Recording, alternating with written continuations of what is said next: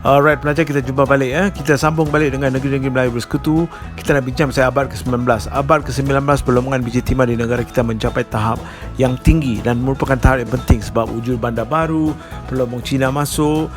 Kita dapat juga posisi sebagai pengeluar biji timah yang utama di dunia. Alright, sekarang kita pergi ke Larut, satu tempat di Perak yang merupakan kawasan perlombongan biji timah yang penting pada 1840-an kerana hasil penemuan biji timah di Larut. Dan dua pembesar terkenal iaitu Long Jafar dan anaknya Nga Ibrahim telah memajukan perlombongan biji timah di Kelian Pau dan Kelian Baru.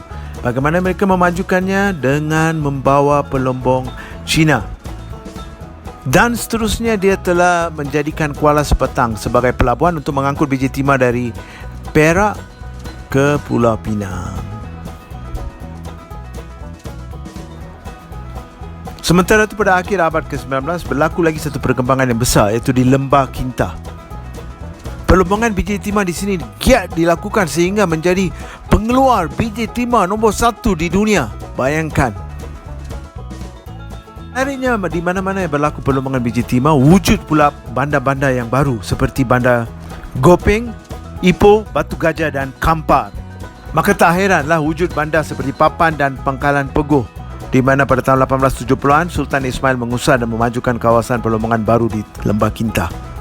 Sementara itu di Selangor pula, Sultan Abdul Samad menjadikan Jugra di daerah Langat sebagai pusat pentadbiran Kesultanan Selangor. Jugra ini penting sebab ia menjadi pusat pengutipan cukai biji timah, di mana kapal-kapal ini dibawa keluar melalui Sungai Langat, dibawa ke Pelabuhan Melaka. Okey, seterusnya. Nak tahu kita nak pergi mana sekarang tak? Kuala Lumpur menyinari hidupku. Kota yang penuh dengan cabaran. Oh Kuala Lumpur menyinari hidupku. Kota yang penuh dengan harapan. Ya, Kuala Lumpur iaitu ibu negara kita.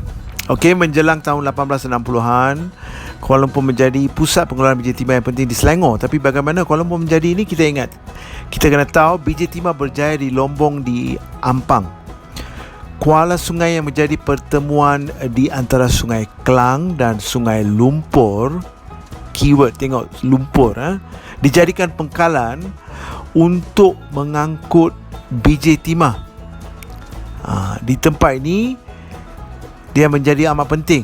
Okey, dan kejayaan tersebut mendorong ramai orang Melayu dan Cina mendirikan pertempatan di situ yang membentuk Bandaraya Kuala Lumpur. Inilah cerita Kuala Lumpur. Juga terdapat tokoh-tokoh yang telah terlibat dengan pembangunan Kuala Lumpur ni.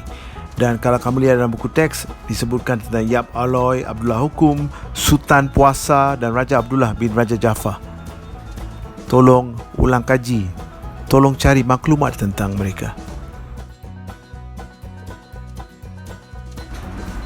Okey kelas, kita dah habis cerita tentang Kuala Lumpur. Sekarang kita pergi ke tempat baru.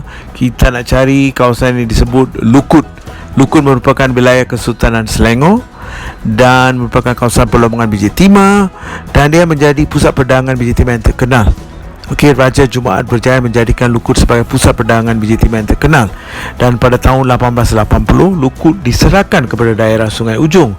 Tapi takkan hanya diserahkan tanpa apa-apa pula.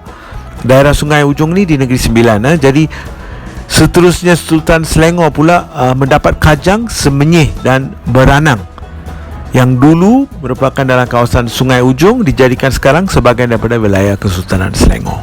Itulah cerita perlombongan biji timah abad ke-19. Terima kasih.